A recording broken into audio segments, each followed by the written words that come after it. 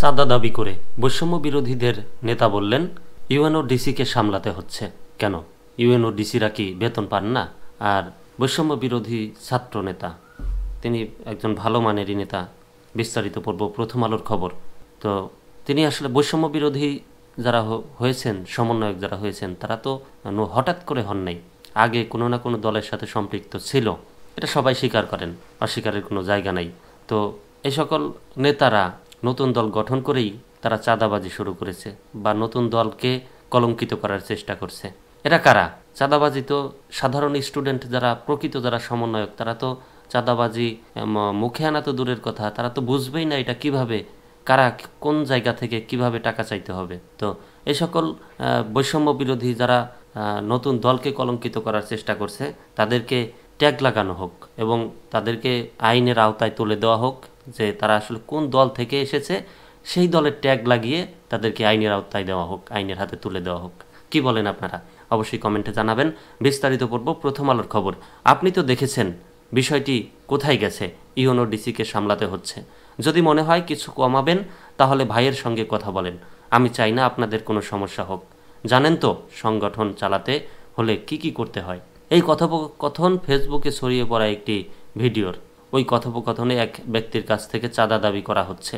বৈষম্য বিরোধী ছাত্র আন্দোলনের রংপুর মহানগরের মুখপাত্র নাহিদ হাসান খন্দকারের বিরুদ্ধে এই চাঁদা দাবির অভিযোগ উঠেছে। এ ঘটনায় সংগঠন থেকে তাকে কারণ দর্শানোর নোটিশ দিয়েছে। তবে এসব অভিযোগ মিথ্যা বলে দাবি করেছেন নাহিদ হাসান। গতকাল শনিবার সকালে মিথ্যা বলে দাবি করেছেন। এই মিথ্যাই একসময় সত্যি হয় যখন তারা বিরোধী দল হন, আর ক্ষমতায় থাকলে সত্যও মিথ্যা হয়ে যায়। তাতে ভিডিও প্রমাণই থাকুক আর টেলিস্কোপ দিয়ে দেখা ভিডিও হোক না কেন, বা সত্য স্বচক্ষে দেখা ঘটনাও মিথ্যা হয়ে যায়। গতকাল শনিবার সকালে ওই ভিডিওটি ফেসবুকে ছড়িয়ে পড়লে আলোচনা সমালোচনার শুরু হয়। 2 মিনিট 41 সেকেন্ডের ভিডিও ক্লিপে নাহিদকে দেখা যায়। ভিডিওতে অপর পাশে থাকা ব্যক্তিকে দেখা যায়নি। তবে বালু উত্তোলন ও পার্ক নির্মাণের বিষয়ে ভিডিওতে কথা বলতে শোনা যায়। ভিডিওর কথোপকথনে নাহিদ বলেন, আপনি তো দেখেছেন বিষয়টি কোথায় গেছে। আপনি কথা বলেন, যদি আপনার মনে হয় একটু করবেন। একটা সংগঠন করতে গেলে কি কি করতে হয় আপনি তো জানেন। এ হচ্ছে কথা। আমি চাচ্ছি না আপনার কোনো সমস্যা হোক। যদি আপনাদেরকে দিক থেকে মনে হয় কোনো সমস্যা হচ্ছে, তাহলে আপনি ভাইয়ের পার্ক কর্তৃপক্ষ সাথে কথা বলেন। আপনাদের গলায় পাড়া দিয়ে আমি কিছু করতে পারবো না। মানে তিনি বলছেন আপনাদের সমস্যা করতে চাচ্ছি না, অথচ নিজেই তো তিনি সমস্যায় পড়ে গেলেন। এই মুহূর্তে সমস্যায় পড়া মানে একজন ডেভিলে পরিণত হওয়া, ডেভিল হয়ে থানায় আটক হওয়া, আইন শৃঙ্খলা বাহিনীর হাতে আটক হওয়া। এ সময় নাহিদকে উদ্দেশ্য করে ওই ব্যক্তি বলেন, তুমি যদি বলো সেখানে বালুর ব্যবসা হচ্ছে, তাহলে সেটা বন্ধ করে দিই। 1 লাখ টাকা দিতে পারবো না, 5,000 টাকা দিচ্ছি। তখন নাহিদ বলেন, ব্যবসা আপনি বন্ধ করবেন কেন? ব্যবসা আপনি চালান, ভাইয়ের সঙ্গে কথা বলেন, প্রয়োজনে সময় নেন। আপনি তো দেখছেন বিষয়টি কোথায় গেছে। ইউএনওডিসিকে সামলাতে হচ্ছে। যদি মনে হয় কিছু কমাবেন, তাহলে ভাইয়ের সঙ্গে কথা বলেন। আমি চাই না আপনাদের কোনো সমস্যা হোক। জানেন তো সংগঠন চালাতে হলে কি কি করতে হয়। বারবারই একটা কথা, সংগঠন চালাতে হলে কি কি করতে হয়। সংগঠন হলোই শুক্রের 7 দিন, আর আপনারা সংগঠন চালানোর জন্য চাঁদাবাজি শুরু করেছেন। বৈষম্য বিরোধী ছাত্র আন্দোলনের রংপুরের কয়েকজন নেতা ও স্থানীয় একাধিক সূত্রে জানা গেছে, ভিডিও ওই কথোপকথনের ঘটনা 1 সপ্তাহ আগের। রংপুর নগরের হাজিরহাট এলাকায় একটি ইকো পার্কের নামে অবৈধভাবে বালু তোলাকে কেন্দ্র করে এ ঘটনা।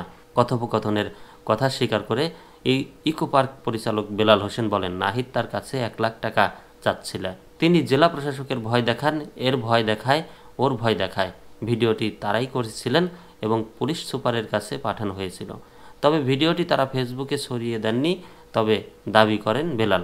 এই অভিযোগ অস্বীকার করে নাহিদ হাসান খন্দকার বলেন, 6 থেকে 7 দিন আগে অবৈধ বালু উত্তোলনের খবর পেয়ে সেখানে গিয়েছিলাম, কিন্তু আমি কারো কাছে 1 টাকাও নেইনি। তারা কোনো প্রমাণও দিতে পারবেন না।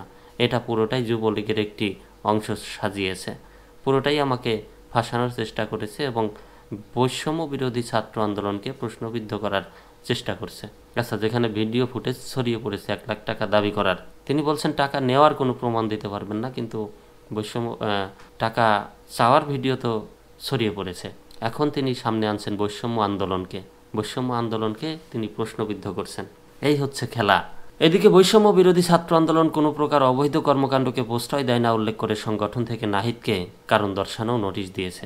গতকাল রাতে বৈষম্য বিরোধী ছাত্র আন্দোলন রংপুর মহানগরের মুখ্য সংগঠক আলী মিলনের স্বাক্ষরিত চিঠিতে বলা হয়েছে, ঘটনার সঙ্গে সংশ্লিষ্টতার কারণে তিনি 3 দিনের মধ্যে তার বিরুদ্ধে কেন সাংগঠনিক ব্যবস্থা নেওয়া হবে তা জানাতে চাওয়া হয়েছে। বৈষম্য বিরোধী ছাত্র আন্দোলন রংপুর মহানগর কমিটির আহ্বায়ক ইমতিয়াজ আহমেদ সাংবাদিকদের বলেন যে ভিডিওটি সামাজিক যোগাযোগ মাধ্যমে পাওয়া যাচ্ছে, সেটি আমাদের দল খতিয়ে দেখছে।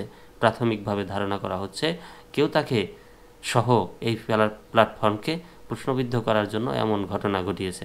তবে অভিযোগের প্রমাণ পেলে তার বিরুদ্ধে সাংগঠনিক ব্যবস্থা নেওয়া হবে।